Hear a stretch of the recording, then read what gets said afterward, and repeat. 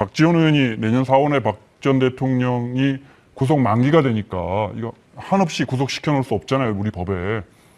그때 이제 한 내년 4월쯤에 박 전 대통령 나오고 나면 친박당이 만들어질 가능성이 높다 이렇게 이야기했는데 먼저 팩트 체크부터 해보겠습니다.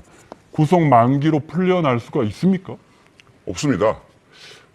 이게 조금 이제 혼돈을 하신 것 네. 같아요. 왜냐하면 현재 박근혜 전 대통령께서 받고 계신 재판이 여러 개거든요. 네. 그 중에 지금 이제 상고심 구속 만기, 6개월 만기가 내년 4월에 도래하는 네. 재판이 벌어지고 있는 건데 그 전에 지난 11월 28일 날 확정 판결, 2년 징역형이 확정 판결 난 재판이 있습니다. 네. 지난 새누리당 선거 공천 개입 사건이죠. 이미 그 형기가 시작됐어요. 그거는 항소를 안 했습니까? 항소를 안 했습니다. 형이 확정됐으니까. 예, 완전히 그 항소를 안 했기 때문에 검찰도 네. 항소를 안 했고요. 그러면 정확히 말하면 박 전 대통령은 구속돼 있다기보다는 형을 살고 있다 이렇게 표현하는 게 수감되어 계신 거죠. 네. 그러다 보니까 근데 왜 구속 교도소로 옮기지 않고 구치소에 계속 있습니까? 계속해서 이제 재판을 받으셔야 되고. 아, 다른 재판이 남아 있으니까 네, 아직 그런 거고. 미결 재판이 있으니까요. 네.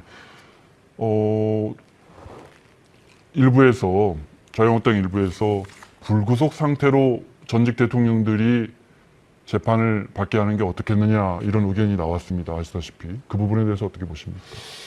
저는 우리 당내 복잡한 그 당시 이제 원내대표 선거 전이기도 했고요. 네. 그래서 이제 복잡한 당내의 의견 수렴 과정이 있었습니다. 그래서 저희는 우리 당내에서의 얘기는 탄핵에 관해서 그 당시 지금 태블릿 PC 문제라든가 아니면 최순실 문제라든가 이런 것들이 언론에 덧칠하고 여당이 덧칠하고 한 것들만 사실인 것처럼 보도되고 있고 많은 분들이 이게 지금 틀린 사실들이라고 한 것들만 사실인 것처럼 보도되고 있고 많은 분들이 이게 지금 틀린 사실들이 많이 지금 유포되고 있다라는 걸 사람들이 알기 시작했거든요. 그래서 그러면 탄핵 자체가 잘못된 거 아니냐.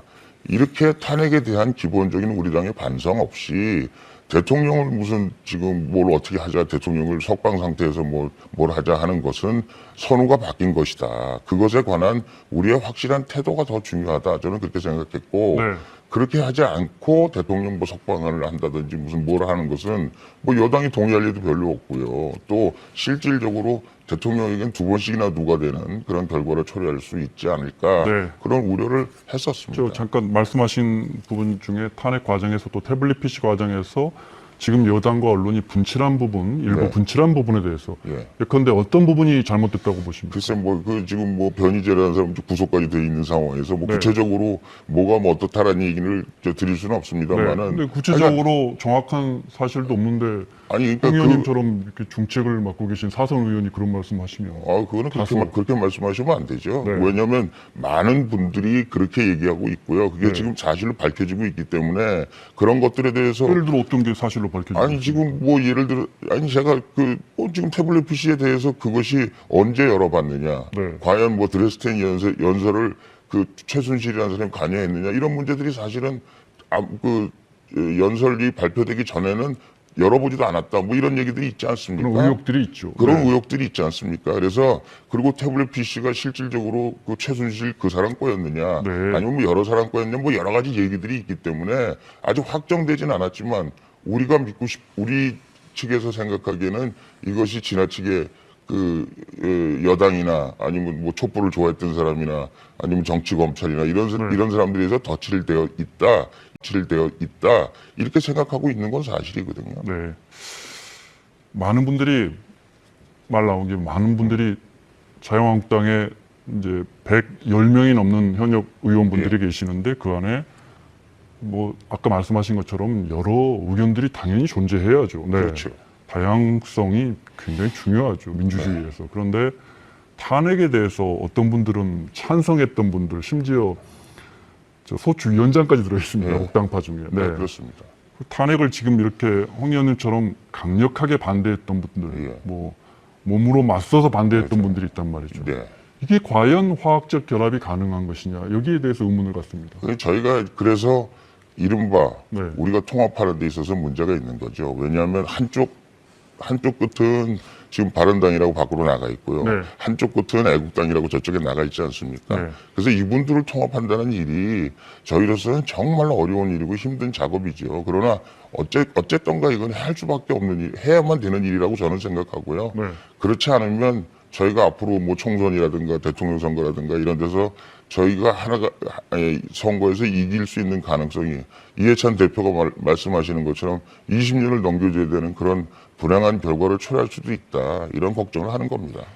하실 말씀이 많은 것 같은데 워낙 다선 의원 선배가 계셔서 오늘 많이 참으시는 것 같은데요. 그래도 좀 반론권을 드릴까요? 뭐 반론 얘기보다는 네. 전 좀 안타까운 게 우리 뭐 홍문종 선배님도 그렇지만 대한민국 보수가 무엇이어야 하느냐 이 부분에 여러 가지 이 뭐 다른 견해는 있겠지만 적어도 헌법과 법률과 제도에 대한 인정과 존중만큼은 보수의 중요 가치가 아닌가라는 점인데요. 근데 탄핵에 대해서 다른 이야기를 하시는 건 바로 그걸 부정하시는 것이거든요. 지난 2년 전에 2016년 12월 9일 오후 4시에 국회의장이 딱 그 봉을 두드렸을 때 234명, 국회의원 당시 정족수의 78%, 정확하게 국민 여론도 78%가 탄핵 찬성이었습니다. 그러면 나머지 22%에만 의존하시고 그 당시 결정이 잘못됐다. 그리고 그 이후에 헌법재판소의 의결도 잘못되었다. 결정도 잘못되었다. 이렇게 하신다면 과연 대한민국이 앞으로 나아갈 수 있겠느냐 이런 문제가 있고요. 또 하나는 과연 그렇다라면 우리가 바라는 것은 법을 받아들이고 우리가 원치 않는 거는 법과 제도를 부정한다. 이렇게 된다면 과연 보수에 대한 그런 지지가 22%를 넘어서서 확산될 수 있을 것인가 이런 것들이 많이 좀 안타까운 그런 마음입니다. 네, 홍 의원님 반론까지 듣고. 네, 역사라는 것은 말이죠. 현재 지금 일어났던 일들에 대해서 한참 뒤에 판결을 해보면 지금 많은 사람들이 지지했다고 해서 그게 옳은 것이 아니다라는 말씀을 드리는 거고요. 지금 촛불이라는 것이 결국은 민주노총이나 전교조나 이런 사람들을 중심으로 그 당시 더불어민주당이나 이런 분들을 중심으로 만들어진 촛불이거든요. 그것이 과연 성숙된 민주주의의 한 모습이냐? 그건 그런 게 아니거든요. 어떻게 보면 본인들이 말하는 것처럼 혁명일 수도 있고요. 어떻게 보면 헌정 중단일 수도 있거든요. 대통령이 탄핵돼가지고 나오는 그런 상황이 네. 얼마든지 대통령 선거를 통해서 대통령을 교대할 수 있는 그런 상황을 촛불이라는 비정상적인 방법을 통해서 그것을 만들어냈다는 것은 네. 그것이 과연 적법한 일이냐, 민주주의에 맞는 일이냐. 그리고 그 당시에 많은 사람들이 그렇게 지지했다고 그래서 네. 우리가 그것이 역사의 정의냐. 이것은 저는 한번 다시 알겠습니다. 생각해 봐야 된다고 네. 생각합니다. 민주당이 이재명 지사 논란에 이재명 지사 기소가 기소가 결정됐는데 내보내진 않기로 했습니다. 어떻게 보십니까? 뭐 남의 당의 일이라 뭐라고 말씀드리긴 그렇습니다만은 이제 경기 도민의 한 사람으로서 보면 그 당과 연관 관계 없이 도지사직을 수행하기가 상당히 어렵거든요. 네. 지금은 이제 경기도 전체가 그 민주당이 차지하고 뭐 시장도 그렇고 그렇죠. 도의원도 그렇고 그래서 그런 면에서 보면은 그 탈당을 안 하시는 게 낫고 또 당적을 가지고 있는 것이 낫다 이제 이렇게 생각을 합니다. 그러나 이제 국민의 공분이라는 측면에서 보면 물론 기소가 됐지만 아직은 그 무죄 아닙니까? 네. 그런데 이제 국민의 입장에서 보면 민주당이 왜 저런 분까지 꼭 안아야 되냐? 저런 분들은 내치는 것이 여당이고 공당으로서 해야 될 일이 아니냐 뭐 이렇게 생각하는 분들이 많이 있는 것 같습니다. 그래서 아마 민주당도 그것 때문에 고민을 많이 하고 있는 것 같고요. 네. 또 이제 바깥에서는 뭐 여러 가지 시나리오가 있잖아요. 우리 좀 뭐 죄송합니다만은 이제 뭐 안희박이라 그래서 이제 우리 안희정, 이재명, 뭐 박원순 이렇게 이제 그 대권 후보들을 정리해 나간다. 뭐 이런 얘기들을 하고 있는데 이제 저분이 난 이제 대권 후보를 안 하겠다 뭐 이런 얘기 아니겠습니까? 오늘 뭐 당직을 안 갖겠다 네. 뭐 이런 거는. 지금 당직을 갖고 계신 건 없는 걸로. 현재 당직을 보유하고 있지는 않고요. 네. 당직에 대한 선거권, 피선거권을 행사하지 않겠다는 의미로 네. 받아들일 수 있죠. 네. 민주당 입장에서는 당과 지지자들이 분열되거나 뭐 이런 걸 막는 게 급선무다 해서 이렇게 판단한 것 같아요. 어떻게 보십니까?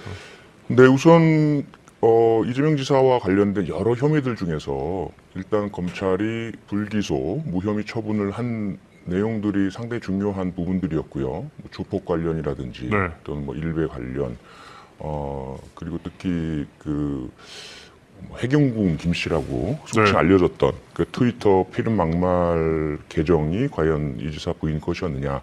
근데 현재로서는 검찰이 그렇게 기소할 만한 증거가 충분하지 않다라는 결정을 내렸고요. 네. 이 상태에서는 기소된 부분은 다른 그 공직 후보자들이 현재 기소되거나 재판받고 있는 내용들과 다를 게 없거든요. 공직선거법 위반입니다.